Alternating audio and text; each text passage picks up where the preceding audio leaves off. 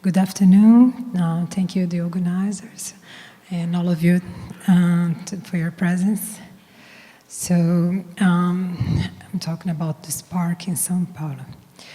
So if etymologically, the word inventory comes from the Latin inventarium, meaning list of what is found, discovery. And in a more general definition, it relates to all the work done within the process of production. My attempt here is to approach it as the findings and discoveries I experienced in the 5-year process dedicated to studying the history of Ibirapuera Park, an urban icon of São Paulo, and my object of doctoral research. Sorry, I'm confused. Ibirapuera was designed to be the focal point of the city's 400th anniversary celebrations and was inaugurated in 1954 to symbolize the capital's entry into the modern industrialized world. Ibirapuera had an outstanding association between green areas and a group of concrete buildings designed by Oscar Niemeyer, by then the most renowned Brazilian architect at home and abroad. However, the original landscape design by Bulle Marx, no, that's Niemeyer's project, sorry, I'm doing it, okay. However, the original landscape design by Bulle Marx, another famous Brazilian architect and artist, was never executed. That gives us a glimpse of how concrete has always prevailed over the green in our metropolis. It's therefore Niemeyer's architectural complex that defines these parks and makes it a modern architectural landmark in both São Paulo and Brazil. This is one of his most significant works in the city, its highest expression after Pampulha in Belo Horizonte in the 40s, and the most important one before Brasilia in the 60s. As stated by Professor Carlos Lemos, a collaborator in Niemeyer's team, Ibirapuera represented the definitive acceptance of modern architecture in the country. Ibirapuera's recurrent visual was constructed mainly by aerial images which privileged the forms of the architectural ensemble and its insertions in the city. It was, in fact, those sinuous forms that attracted the attention of top photographers in the 50s, namely Alice Brill, Hans-Gutter Flieg, Marcel Gauthieron, German Locke, and Chico Albuquerque, whose images belong to the collections of major cultural Brazilian institutions. These photographs were produced mainly during the park's construction, emphasizing form, geometry, and abstraction, with effects of light and shade, angles and sinuous line, closely conforming to the modern ideas that could be seen on large scale in Ibirapuera. Such images not only documented the park and its pavilions, often published in specialized books and periodicals of the time, but they also helped to create an imagery concerning that new city's modern and cosmopolitan identity. It's not difficult to be seduced by the beauty of the park with its concrete pavilions pointing to a promising future, which certainly favored oblivion of its less glamorous trajectory. Better known and remembered for the utopia that generated it, that of modernity, progress, and development of the metropolis, this park's trajectory, always weakened by the porous border between the public and the private, seems not to have taken place in the imagination of the city's inhabitants. As usual, in major events, such as international fairs or Olympic Games, the park's buildings were designed with no clearly defined use after the festivities that gave rise to them. Consequently, the park's history, its buildings, and surroundings are marred by continuing insatiable disputes, uncertainties, and casuistic appropriations to date by both public authorities and private entities. Indeed, there is an ongoing process for the park's official privatization promoted by the municipality.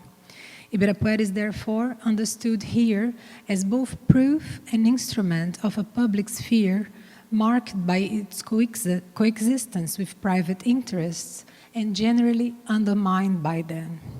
It can then be examined as an object capable of spotlighting the city's own contradictions.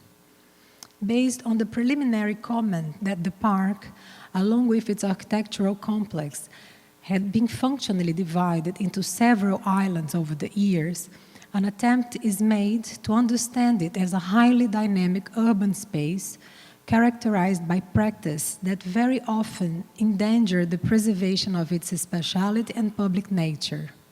Although since the late 20th century, it's an area that concentrates some of the country's most valuable cultural institutions, such as the São Paulo Biennial Foundation, the Museum of Modern Art, and the Museum of Contemporary Art, the fact that its buildings have been taken over by bureaucratic bodies for over half a century and that its green area has been drastically reduced is emblematic of its uncertain course.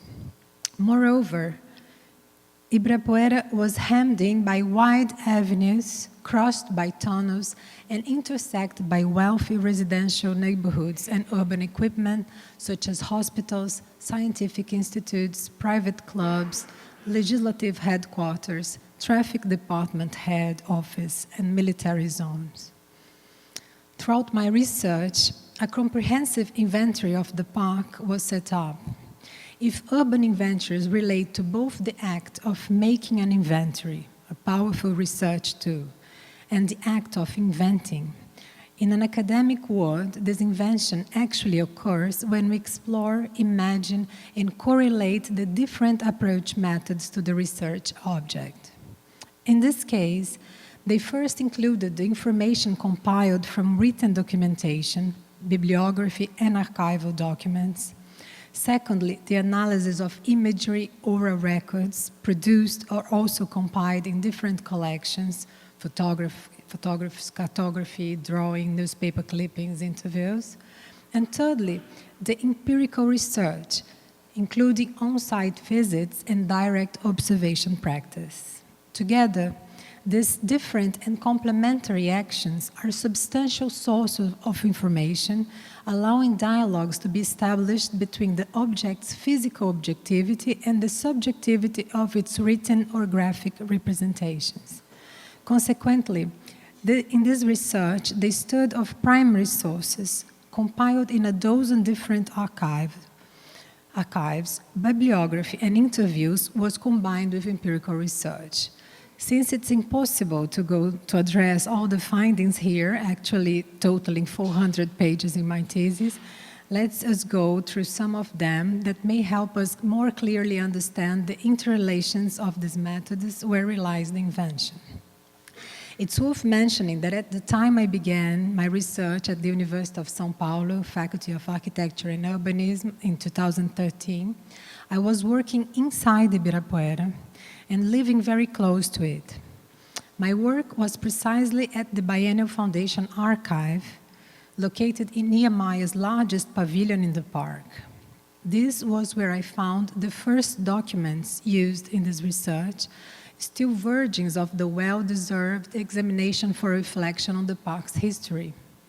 Research into different archives revealed new, complementary, and essential documents for the proposed analysis, filling gaps and pointing out new perspectives.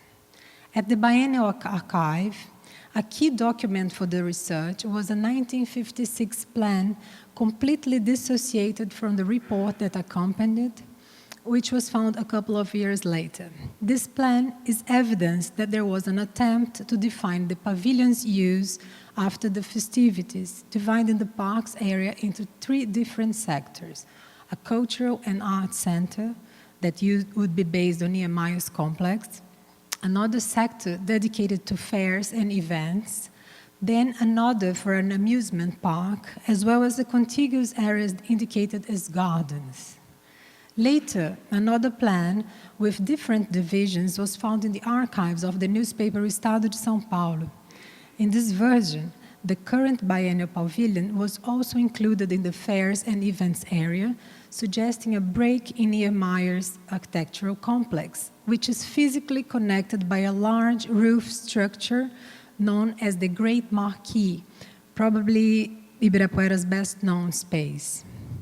These plans show how the different powers and interests were involved in defining the functionality of the park and its buildings after the 54 celebrations were over. With the dissolution of the committee responsible for the festivities, the alliance between state and city hall was also interrupted, and the park was gradually appropriated mostly by the public authorities, namely City Hall and other bureaucratic departments, that occupied 3 pavilions for more than 40 years, but also by some of the private institutions that ensured their place in the park since '54, such as the Museum of Modern Art and the Biennial Foundation. Complementary documentation indicates that there were numerous attempts to form a new committee or foundation to account for the park's future, which, however, failed. As a result, less than 5 years after its inauguration, Ibirapuera was already showing signs of neglect and ruin. This also refers to the first documentation related to the park that was discovered by pure chance in that same archive in a pile of documents in disarray, as was most of the documentation at the time. It consisted of dozens of newspaper cuttings from 1959 pointing out the deteriorated state that the park, of which I have previously been unaware, and later discovered that it was actually a totally forgotten issue, even among the senior citizens of São Paulo and park users. It was quite a surprise, which in some ways echoes the situation of the recent Olympic structure in Rio de Janeiro, already in ruins after less than 5 years after the event. By enlarging a postcard image of Ibirapuera in 1954, it's possible to make a brief progression of its territory and pavilion occupation process. In 1956, only a year and a half after the park's inauguration, the City Hall was installed in what was called the Nations Pavilion, and there remained for 36 years until 1992. Several municipal organs came together and occupied the adjacent States Pavilion, and the last to leave remained there until 2006. Also in '56, lands adjoining the park were donated by the state government, enabling the construction of hospitals and private sports clubs across the public area, including a military club with a considerable space donated to the Army in '57. That year, in the huge industry pavilion, the industrialist Francisco Matarazzo Sobrinho established his Museum of Modern Art that organized the São Paulo Biennial in its early years. After the biennial became an independent foundation, it has remained there until today. It should be emphasized that Matarazzo was simultaneously the president of the museum, of the foundation, and of the committee responsible for building Ibirapuera. In '59, the so-called Exhibition Pavilion, currently known as OCA, had its space divided between 2 private museums, the Aviation and the Folklore, another combination that remained there until the mid-'80s and then was deactivated for almost 2 decades before undergoing refurbishment in the year 2000. In this unguarded and unplanned sharing of public space, offered for the benefit of political affiliates, the only building that was thought to be used for administrative purpose and to house the State Department of Agriculture, and therefore called Agriculture Pavilion, was also swapped by the state government in 1959 to become the State Traffic Department, which remained there for 50 years, leaving the building only in 2009, and in its place, the University of São Paulo Contemporary Art Museum was installed in 2012. With the military regime established over the following 2 decades, in the 60s and 70s, the park's territory was continuously fragmented and occupied especially by entities linked to the public authorities. The military zone grew exponentially during those years and currently comprises almost 20% of the park's area. Nearby, another area was also transferred by decree for the construction of the new State Legislative Assembly, which was built above one of the park's lakes. major interventions in the city road structure intruded during the period of the economic miracle, as it was called in Brazil, and the park territory was dissected by a system of highways and viaducts. At the same time, the new Brazilian capital was being inaugurated, which Ibirapuera being referred to as the Brasília Paulistana, consolidating itself as a place of power. From a satellite view of 1958, one can see how the park and its surroundings were configured at that time, 10 years before the 60s interventions, still with very tenuous boundaries. The light green area shows the boundary of the park's current area. The dark green indicates the huge, potentially public and potentially green area that has been lost or segregated, which is particularly impressive. Just beside it, for the sake of contrast, a recent satellite view. I'm just concluding.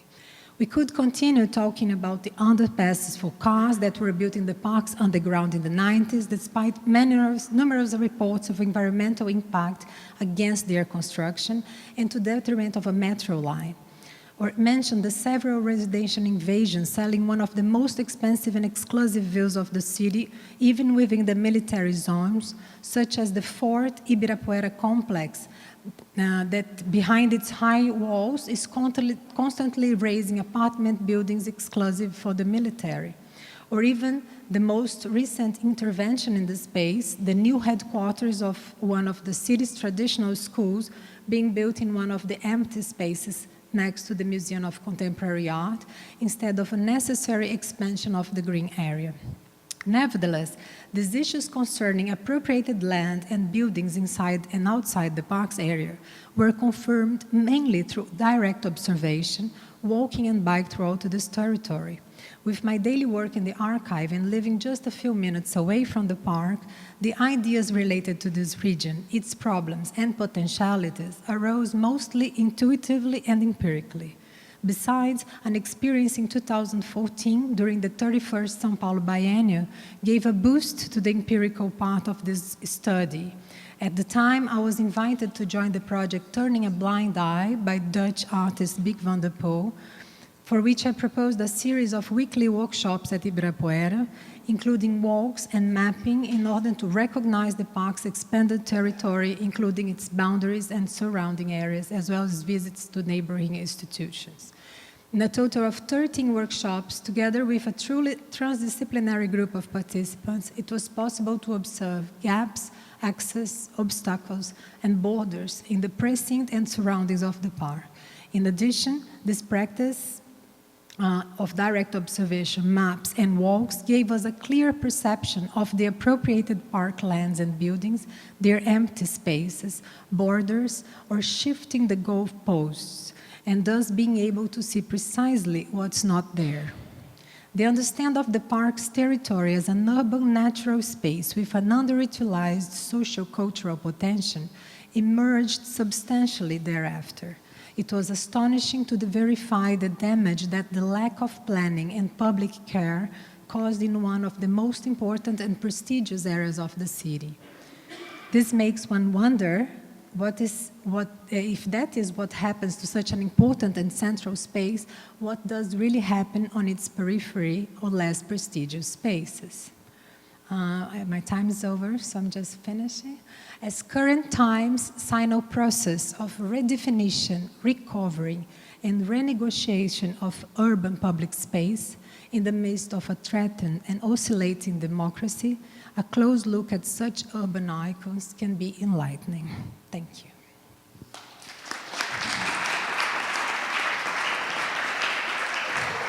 Thank you, Fernanda. Does anyone have a question for Fernanda?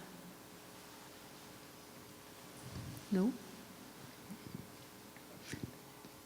I have a question. I have no choice. Thank you for your presentation, Fernanda. I was wondering if you gave us an extensive history of the park.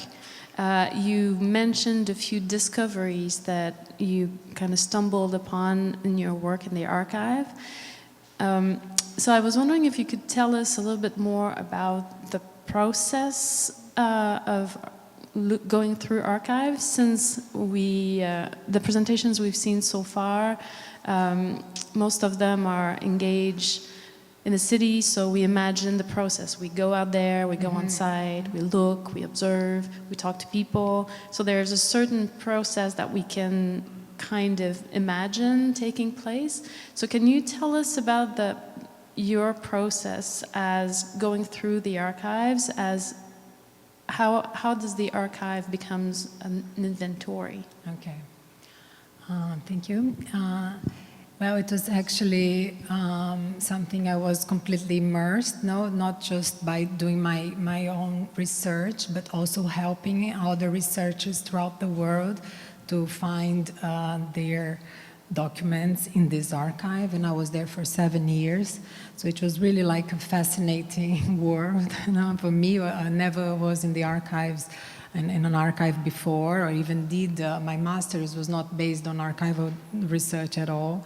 So it was really like something completely new for me, and every time I find out about something new, it was like a whole new world open. So this kind of research can be like an endless research, because it's always like coming through different things coming and opening the new perspectives. It's an obsession. You have to be there taking care, even though the archive was not organized. So this was even another thing that I had to go through, like putting things together, seeing what this was all about, and then comparing with other funds and other collections to see if this was actually what I thought it was. It is, I don't know, I cannot understand this research without this archival part, because it was fundamentally, it was the base of everything. And from there, all the gaps that I found was actually the other steps that I have to go through bibliography and also through the walkings and observing. So how this military zone is here, when did it start, why are they keep on building their apartment towers here, going through also to different archives that were complementary to that. In the total of 15 archives I have visited and consulted documentation. In Brazil, I think we're very far behind from what you're here with all the organized institutions. So we have very huge problems now of really getting into what the kind of documentation you need. It's not there like by a click or in a nice database. No, it's like opening hundreds of books to find something, and even that, it's not really all together. This box here is going to relate with the other that you're going to find maybe 3 years after. So it was really a very interesting process, and at the same time I was actually working on the organization of this archive together with the team there. So it was a parallel process, which was very exciting. Okay.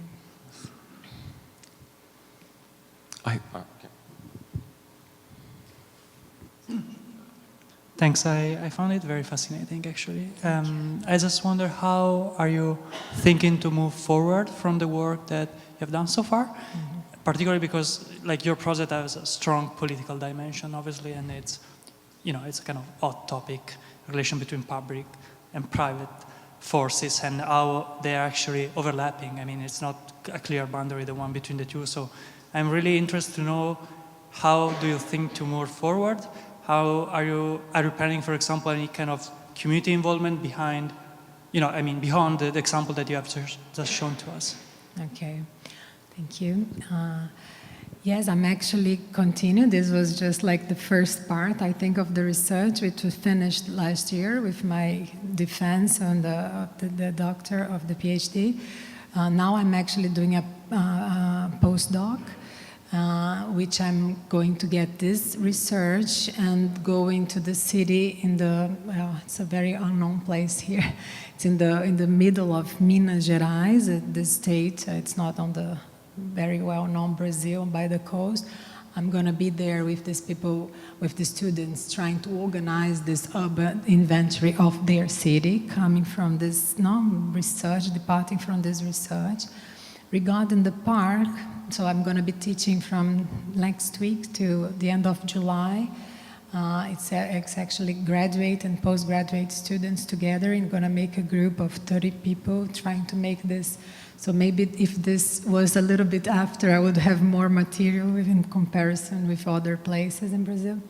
And regarding the park, just next week on Monday, I have a meeting with the Parks Committee. We are going to try to write the main basis for this process that's actually coming out now with the privatization of the park, which is like called the concession for this private company that's going to be there making, well, as it is now, it's making actually whatever they want. So that's what you're going to try to do to make at least the guidelines for this process. So it is like, yes, I'm involved into this in a political level, but also with an academic level, it continues in another place and in another direction. So. It's the moment in Brazil, it's very complicated, you know. So maybe it's not going to be an easy task to be now tackling all these issues of private and public. It's actually everything now there is a big issue, so yeah, but you have to do something. Thank you, Fernanda. Okay.